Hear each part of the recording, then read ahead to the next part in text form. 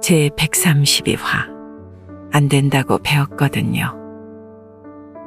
정치계 뉴스 단신 전해드려요.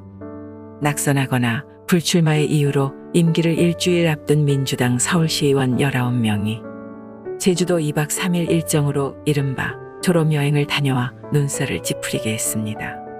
이들은 세미나 형식으로 기획한 일정에서 정작 의정활동 평가 시간은 1시간 30분만 진행하고 나머지 일정은 관광으로 채웠는데요.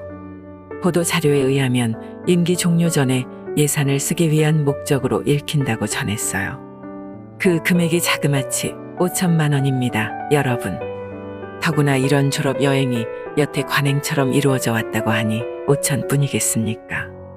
국민들은 코로나에 최근 원숭이 두창 같은 전염병 때문에 여행도 눈치 보고 다니는데 임기 말 날았던 밑구녕까지 싹 닦아쓰는 민주당 년놈들 클라스에 억장이 무너지는 건 국민들이겠죠. 얼마 전 기사에도 해경이 직원 조문을 가는데 작전용 수송기를 타고 간 정황이 2년 만에 드러났었는데요. 이 항공기가 270억이 넘는답니다. 이들은 사건이 알려진 후 받은 징계에서도 항공대장 감봉 2개월, 나머지 대원 9명에는 주의만 주는 등 솜방망이 처벌도 논란이 됐었는데 얼마나 나라 꼬라지가 우스웠으면 공무원들 하고 다니는 꼴 좀 보세요. 시의원들은 인당 100만 원 꼴인 5천만 원 세금으로 아무렇지도 않게 놀러 갔다 오고 해경은 나라에서 사람 구하라고 사준 항공기 택시처럼 타고 다니고 이게 나라냐고 개지랄 떨면서 만든 나라가 시발 이거냐. 일전에 최3M이 발의한 검사 월급 깎겠다는 법 다들 기억하시나요? 그러는 사이 당내 윤리위에서 최3M은 6개월 당원 자격정지를 먹었죠.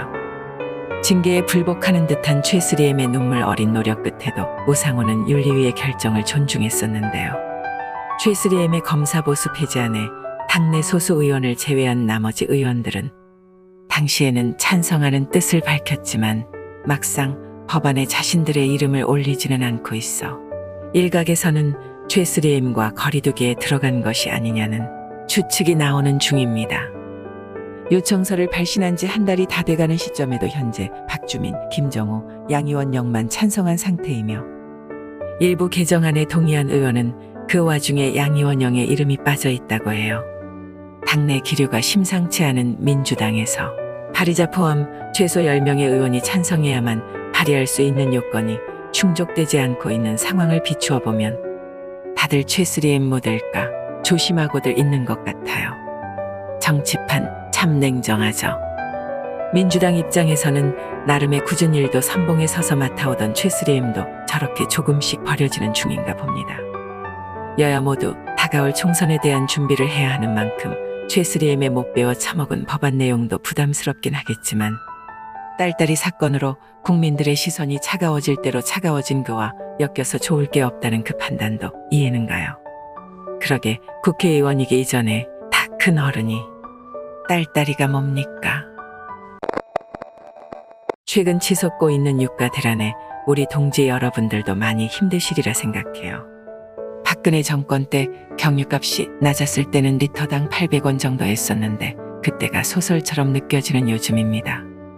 한편 이번에 민주당이 정유업체의 초과 이익을 세금 형태로 환수하겠다며 엄포를 놨다는데요.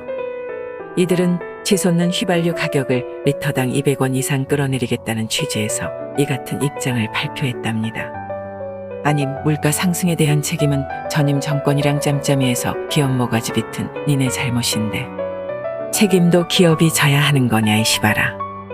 최근 들어 전임 정권의 무능함이 곳곳에서 터져나오고 있는 와중에 성난 민심을 잠재우려고 또 기업들만 옥죄니 얘네들 수법은 예나 지금이나 달라진 것이 아무것도 없군요.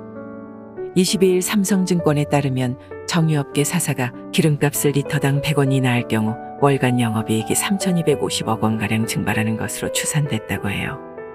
그러니까 중형차 기준 대략 60리터 정도 잡고 앵꼬에서 만땅으로 채웠을 때 차주 한 사람당 6,000원 아끼자고 GS칼텍스가 800억 토해내야 한다는 주장인 거죠.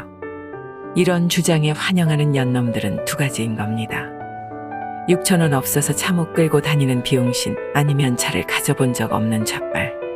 서민들이 옥탑방에 살면서 선풍기의 부채질로 더위를 이겨내고 삼시세끼라면 끓여 먹는데 가끔 호사스럽게 뿌셔뿌셔 정도 즐기며 낡은 운동화에 서류 가방, 덥수룩한 수염에 아무리 주말이라도 극장에서 영화 한 편 보기 부담스럽다고 생각하니까 저런 신선한 정책들이 자꾸 나오는 거겠죠.